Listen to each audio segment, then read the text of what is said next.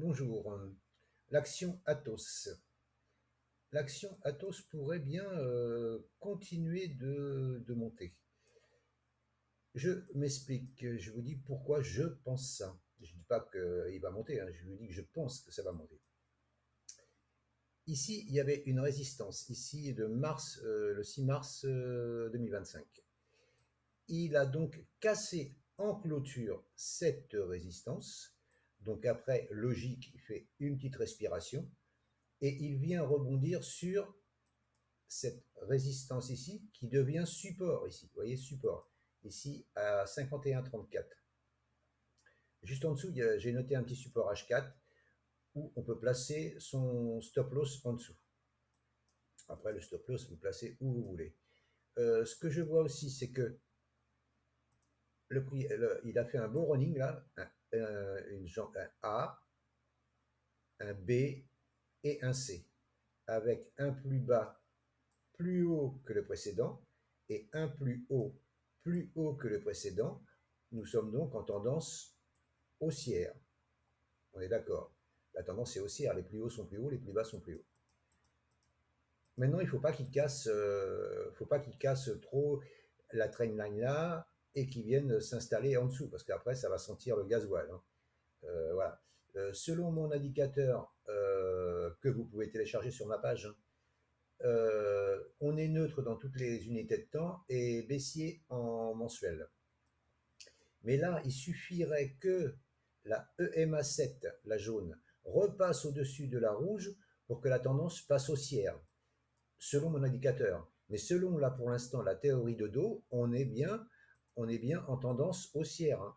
Les plus bas plus haut et les plus hauts plus haut. Donc là, la tendance, elle est haussière, il n'y a rien à dire. Voilà. Après, une fois que j'ai dit ça, les TP.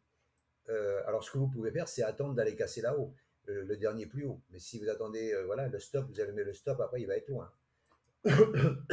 Bon, moi, je ne vous donne pas de conseils, je vous dis juste ce que je vois et ce qu'il est susceptible de faire. Voilà. Moi, ce que je vois, c'est un achat ici où il est là, avec, voilà, espérons qu'il casse ici, qu'il fasse un creux ici, ça sera normal. Hein. Après qu'il remonte, votre stop qui est en dessous ici, vous le remontez ici sous le creux, et après vous laissez monter. Vous laissez monter jusqu'où? Loin, très loin, hein. Très loin, très loin. Pourquoi? L'objectif, il est là. Vous voyez la mèche, là, la mèche de novembre 2024. C'est la prochaine grosse résistance majeure qui fera obstacle à la montée. Alors, en attendant, il y aura toutes ces mèches là qui vont faire des obstacles. Hein. Là, la mèche du 24 décembre, la mèche de novembre 2024 et la mèche de novembre 2024 aussi. Vous voyez, mèche ici, mèche ici, mèche ici. Ça sera des ralentissements à la montée. Ça, c'est quasi certain. Hein, parce qu'il y aura des prises de bénéfices à chaque fois. Hein. Mais ça sera des prises de bénéfices. Alors, si vous êtes dedans, vous pouvez prendre du bénéfice partiel, attendre une descente, et si ça remonte, vous remontez votre stop, vous remontez votre stop à chaque fois sous les creux. Voilà. Moi, voilà comment je fonctionne. Si, par exemple, je prenais ici, qui fait un plus haut ici, un plus bas, un plus haut, un plus bas, voilà, voilà, et qui monte jusqu'à là-haut. Si j'ai un stop ici, là, le stop ici, le stop qui est là, ben je le remonte ici sous le creux là, je laisse monter. S'il refait un plus haut, un plus bas, je remonte mon stop ici sous le creux. S'il fait un plus haut, un plus bas, je remonte mon stop ici et je laisse monter. Bien sûr qu'à chaque plus haut ou à chaque plus bas ou pas au plus haut parce qu'on ne sait jamais où est le plus haut, eh bien on prend des bénéfices partiels. Hein, voilà. Après, tout dépend ce que vous avez pris, tout dépend de votre money management, tout dépend comment vous tradez, tout dépend ce que vous visez. Mais parce que si, par exemple, un exemple, hein, je dis si on prenait ici, alors déjà, pour aller au plus haut là, déjà il y a 22%, ce qui est déjà pas dégueulasse, hein, 23%, c'est franchement pas dégueu.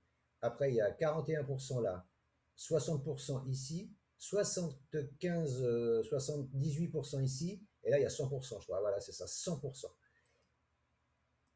Ah, c'est sûr que ça va être sur du long terme, hein, ça va pas être pour demain. Hein.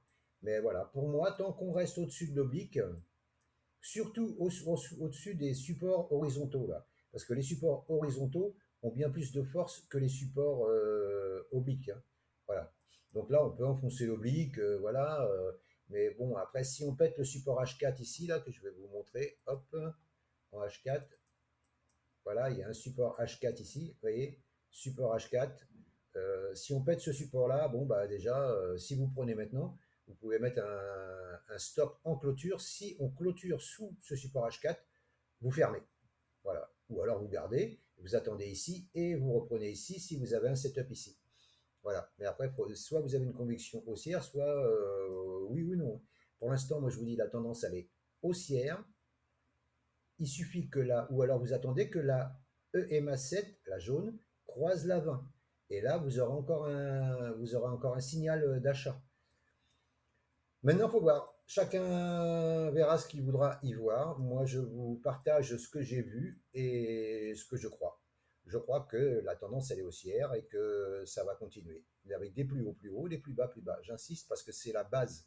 La base, c'est la théorie de dos. C'est ça qui vous donne la tendance. Et pour l'instant, la tendance, elle nous dit d'acheter. Voilà ce que je peux vous dire sur Atos. Je vous remercie de m'avoir écouté et je vous souhaite une bonne journée et je vous dis à bientôt.